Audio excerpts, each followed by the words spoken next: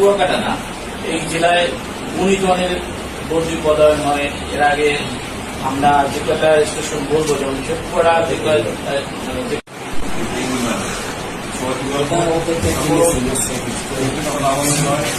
এইখানে এই সমাবেশটা সবচেয়ে পুরোপুরি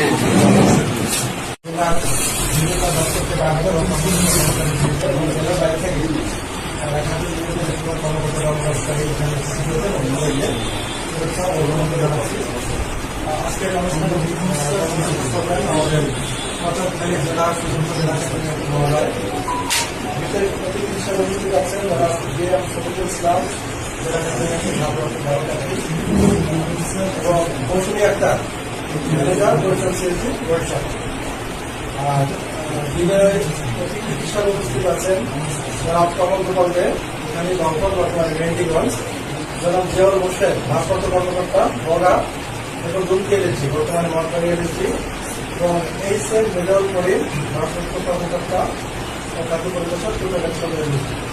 আর আমরা এই অনুষ্ঠানের মাধ্যমে যেহেতু আমাদের নতুন ভারপ্রাপ্ত কর্মকর্তা এসেছেন, তারও আগে আরেকজন এসে রেজাল্ট যেহেতু আমার সরাসরি অসুবিধা ছিল, ওটার সঙ্গে আমার প্রায় 1 বছরেরও বেশি জার্নি।